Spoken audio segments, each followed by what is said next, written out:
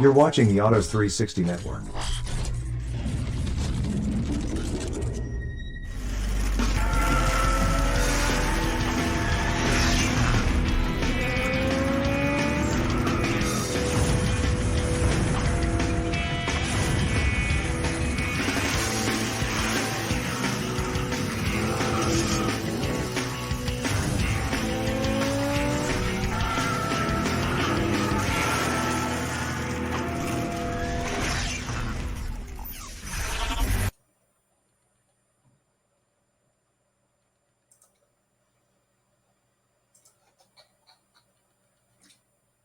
Hey everybody, I'm Rick Walker, and you are watching SST Live, and we have a special guest with us tonight.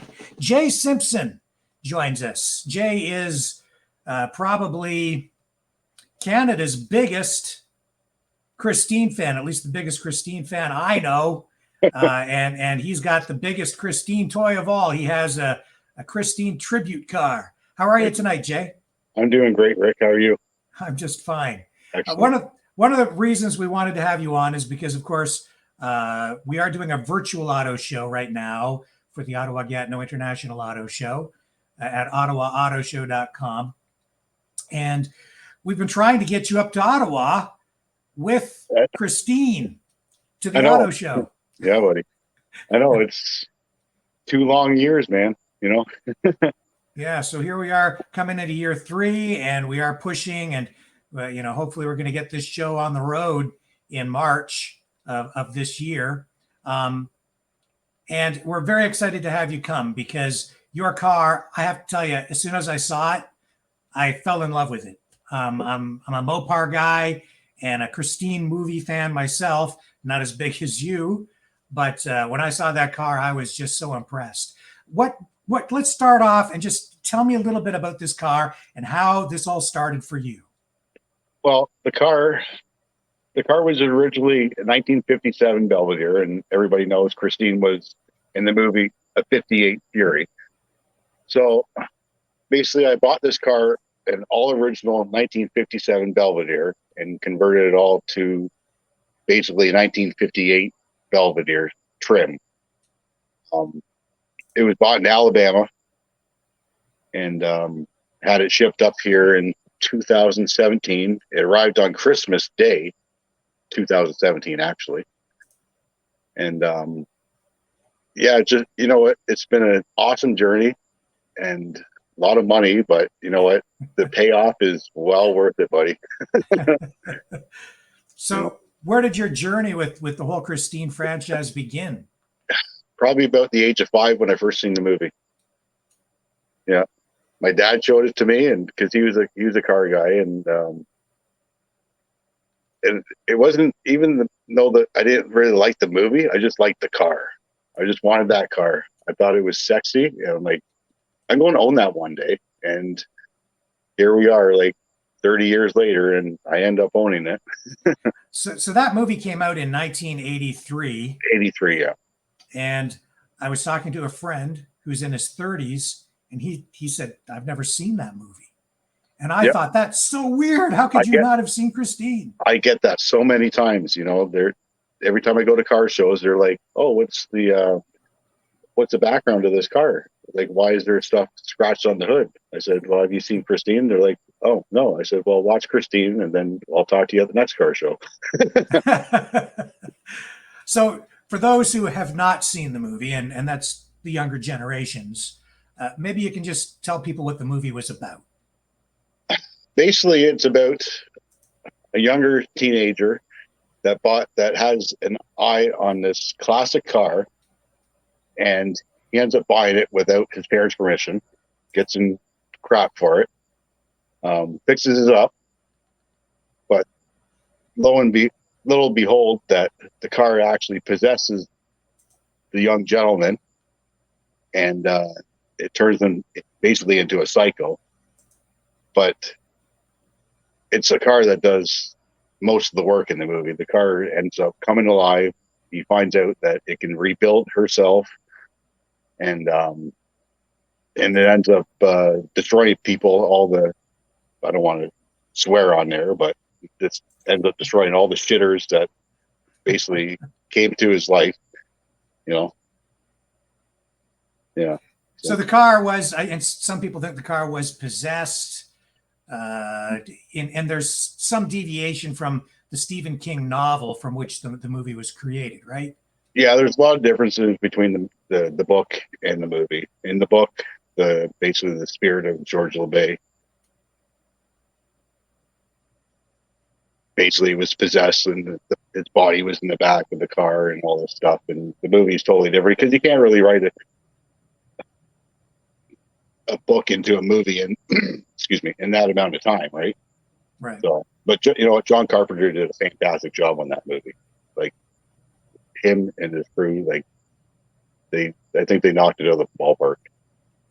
Well, yeah, I mean, he's a great director, and today Christine is they say it's a cult classic, but I think it's more than a cult classic. It is a classic horror film, and I think it really set a trend for horror movies from the 80s. It was one of the first in that genre. Absolutely. You know, like I mean, afterward you had Halloween came out, and the Friday the 13th series, and yeah, all of those films, right? Yeah, and he also did the Thing as well. But Yeah. all my favorite John Carpenter is basically Halloween is second place, and obviously Christine is in first place. But every movie that he's ever directed, I think was phenomenal. I don't think he ever had a bad movie. And a lot of the movie cars, the star cars from Hollywood, are hero cars. The Batmobile, the General Lee, the A-Team van. But this Christine, she's a villain. She is. Absolutely. I have to deal with her every day of my life, and she absolutely is. You know, like one day she could be running fine, and the next day something happens, but park it back in the garage, and then go out the following day, and everything's fine again. Like, so a car from 1950, I think every car from the 50s had more personality than today's cars. But does your Christine have a personality of her own? she does. She definitely has her own personality. I think even my other car, the green 58 Plymouth I have, I think all these cars have their own personality. That being a 58 Plymouth, a 55 Chevy, a 62 Pontiac, they all got their minds of their own. You know, you know what? It's part of the process. It's part of the whole like fun to own these cars. That license plate on the front, CQB. Is there a significance to that?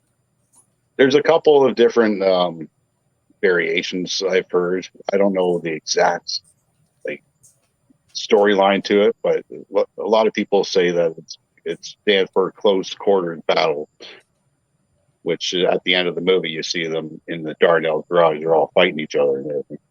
Right. That's what I've heard anyway. And then 2 for 1, I figured 2 for 1 is you get a car, a girlfriend, and that's 2 for 1. You get both of them at the same time. So tell me about the restoration process. How did this unfold for you? Well, basically the body on the car is pretty much how I bought it. Like I said, it was all 57. So all the trim on the car had to be changed to 58. The tail lights, the grill assembly, the headlights, the feathers actually had to be cut out for the 58 headlights to be mounted into. I haven't done nothing with the interior yet. And originally had a 301 Poly engine in it, which I got rid of that and built up a 1978 360 police interceptor for it, which has dual 4 barrels and everything on it. And it's pushing around 430 horsepower and 480 foot-pounds of torque. Now, these cars, the ones used in the movie, it's supposed to be a Plymouth Fury, right? But they really used Savoys, Belvederes, and Furies. Is that not right? They used Savoys, Belvederes. I think they used one Fury. at the end of the movie, because if you watch the movie closely, the side trim on the cars are like a diamond pattern, and on the original, the original Fury had gold side trim on it, but the at the end of the movie, when the car's getting crushed by the bulldozer, you can actually see the pattern on the side trim has been changed, but it's actually not been changed. It's actually original 1958 Belvedere aluminum trim. So I've heard there was one Fury used in it, but Furies never came red and white, but it's a movie, right? So, and Stephen King wanted to make it all like scary, so the Fury, well, why not, right? Yeah. When you went through the restoration process, it's my understanding that cars from those particular years, a lot of them are using metal from Japan, which was not very high quality. And there was a lot of rust issues. And I don't know if that's exactly the right story, but I mean, by the time you got to even the 70s and 80s, when they made this movie, and this movie was set, I think, in 1978, released in 83, there weren't very many of them left.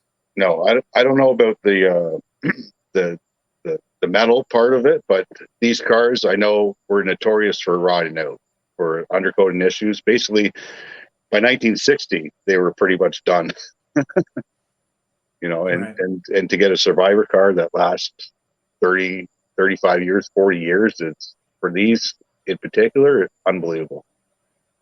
Now, I've seen at least one of the original movie cars, which was at the Volo Auto Museum. Yep. And your car, I mean, looks just like it to me. That's funny. My friend Martin Sanchez in California actually owns one of the movie cars that he's built out of whatever remaining parts there was left over from the movie. A very good friend of mine, Joe Caldwell, owns, I think, is like the most beautiful Christine ever that's in the world, and he's made that out of 16 cars from the movie parts. The car is 60% Christine parts, and the rest is just basically the shell that he's bought. Well, those cars, I mean, everybody thinks of the 57 Chevy, right? The 55, 56, 57 Tri-Chevys. But those Mopar products, those Plymouths, the chrome, the lines, they are beautiful. They really, truly are. Yeah. 57, like all the Tri-5s, they're plentiful though. That's, I go to car shows and there's probably 30 of them there, and I have the only 58 Plymouth or 57 Plymouth there. But everybody walks right by my car and they go check out the 57 Chevy. So I would imagine you're part of a community of Mopar people now. You probably have a lot of contacts, made a lot of friends. I made so many friends with this car, and to buy parts is basically, for me, is not impossible. Like if I need a part, my friends are right there for me, and they basically have everything I had to put her together. Yeah. Are you mainly a Mopar fan? I always was. I'm a kind of a Ford truck guy, but cars, it's all Mopars. So well, I have 3 of these now, so it's, and it just keeps adding up. Yeah, I have noticed on Facebook that I think you just went for a ride in another one. You call her Ivy, is that right? Yeah, that's a 58 Plymouth Savoy 4-door that I bought from my friend John Fowley in California. And it sat in a junkyard since 1972, and I got that thing back on the road in 2.5 months. Yeah. That's an achievement. Yeah. You do a lot of your own work? The Ivy, I did everything on myself. Yeah. I had help putting the engine and transmission in, but basically everything else was all me. Now, has Christine been painted? It looks like it. At one point, but I was told it was painted like 30 years ago, but there's no record. Like I can't prove that or not, but it definitely has been painted. Right. Probably a couple times.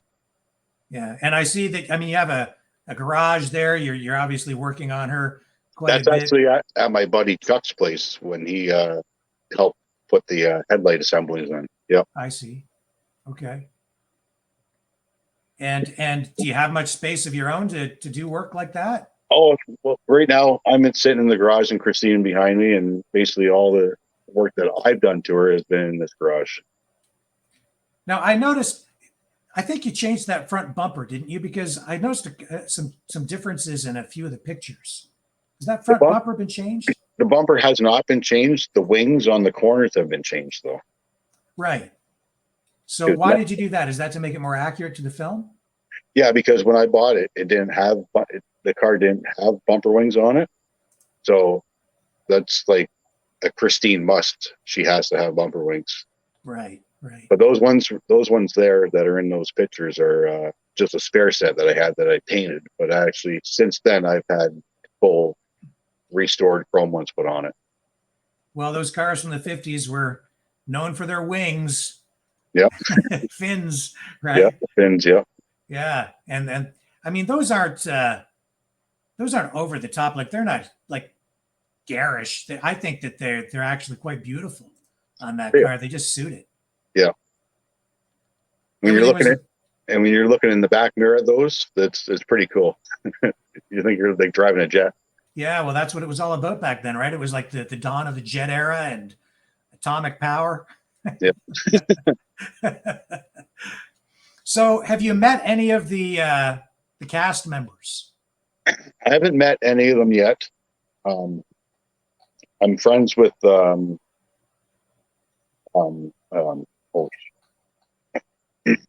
Malcolm. That he played Moochie Welsh. He ends up getting crushed by the car, and him and Malcolm Denaire.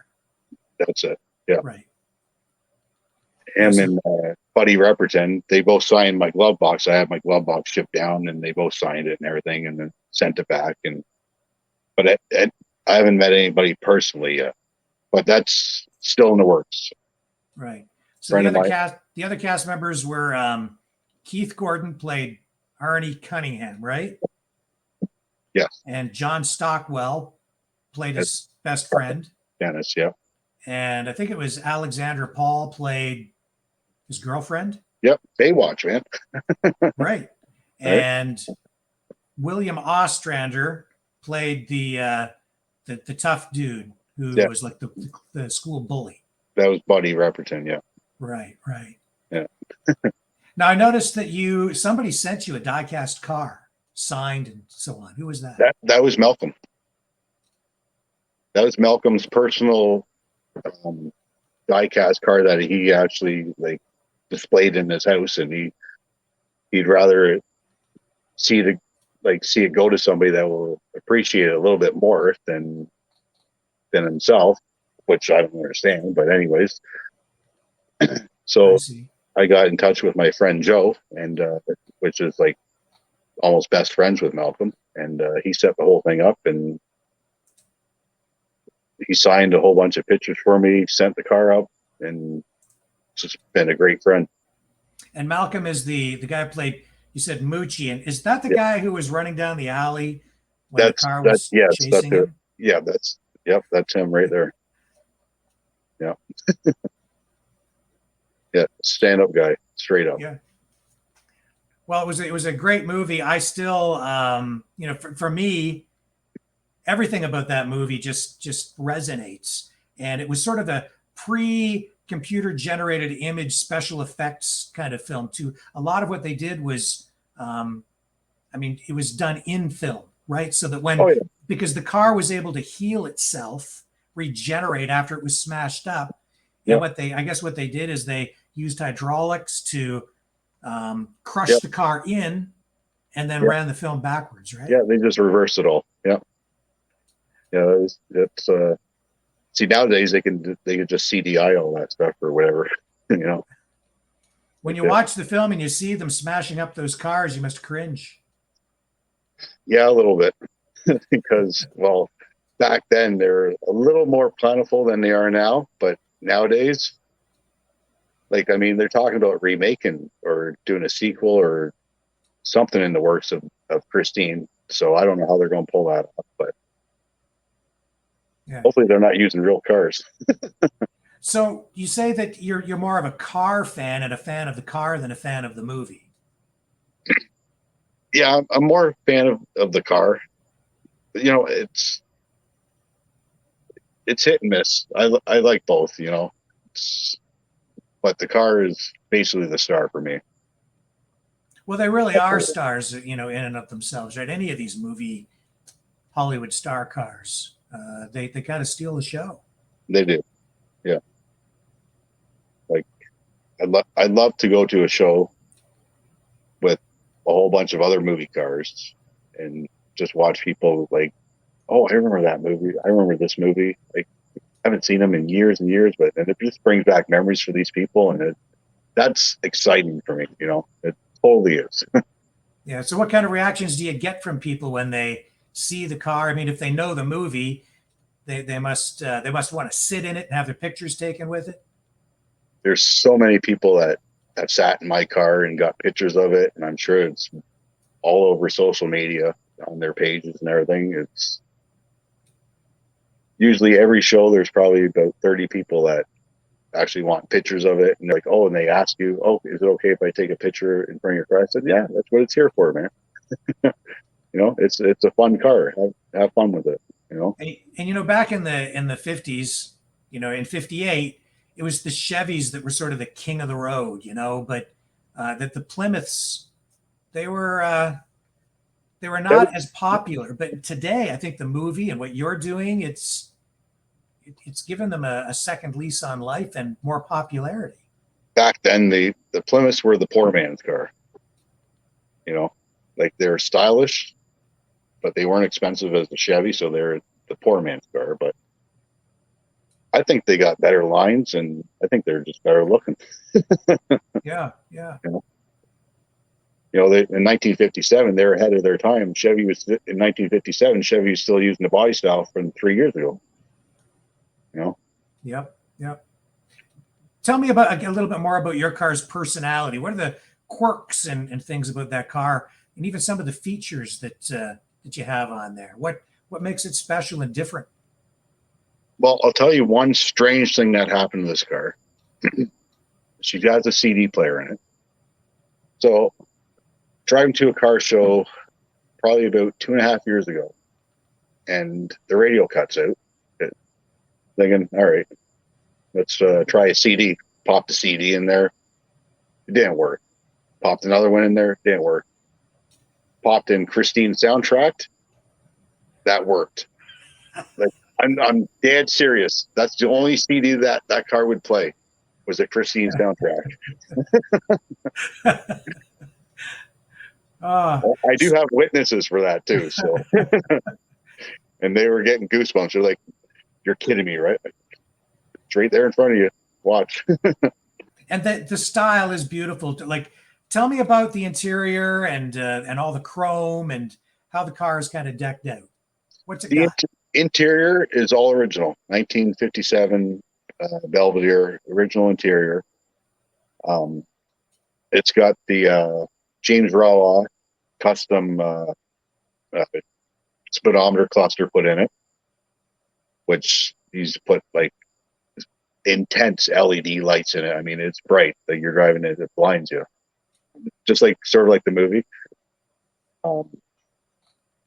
Other than that, there's not too much special going on in the interior. I painted the dash because the dashboard originally was black.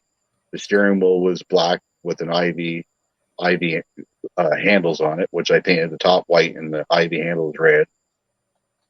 But other than that, I've actually changed the mirror from the 57. The 57 dash mirror is mounted more towards the front of the windshield, which now the 58 is mounted more onto the dashboard itself by the cluster. Right. Cars back then, they had more style. I have a lot of people say to me, today's cars all look the same. And I think when you're talking about your basic people mover type cars, They do. They do. They totally all look the same. They're all throwaway cars these days. They're all plastic. They're all the same color. You could either get white, gray, or black. Like Yeah, it's silver. Yeah, 100% true, you know. yeah. So, I mean, you've still got carburetors on yours, right? It is still all old school. Oh yeah, yeah. It's two Edelbrock 500 CFM 4 barrels on it. No chokes on these. It's pump it 10 times, start it. You know. Because a lot of guys today take these things and they do resto mods and they put modern drivetrains and modern suspension in, but that's not the route you've gone. Well, the drivetrain is more modern than 57 because it's a 1978, and I did a disc brake conversion on it. I put disc brakes on the front and changed the rear axle for better braking, and actually put power brakes on it. But it's like factory power brakes. Right. And when you were restoring it, did you go back and watch the movie and look at pictures to make sure that you were being accurate in the style and the body? Under the hood, I did. Under the hood, the engine compartment, I went back to the movie dozens of times to get everything right, to make sure that the pinstriping on the air cleaners is correct, on the valve covers is correct, even down to the chrome the horns on the front. Right. And in the movie, they had the windows blacked out. I'm told they did that for a few reasons. Once, you couldn't see the guy who was actually driving the car, right? Yeah, Um, and and so I want, and just to make it more demon looking, I think. yeah. And so the driver, I guess, had just a little slit in the windshield to see out while he was Yeah, driving. and I heard he could barely even see out of the thing. You know, like the windshield in mine's tinted as well. You can see it. Can you take us and walk you around the car a little bit? Yeah. So even on the hood, I got the it's not scratched in. It's a decal for Darnell Night. That's because they were going to have the rumble at Darnell's garage. Exactly. That's what Dennis scratched in the hood. Right. In the interior, let's see this area. That's it all lit up, That's gorgeous. isn't it? I love that green. That's evil. It actually, I can change it to red. Oh, that's sweet.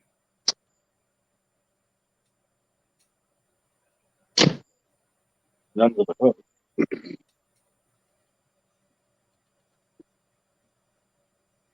Of course, this is the most famous part. The V. Right. Yeah.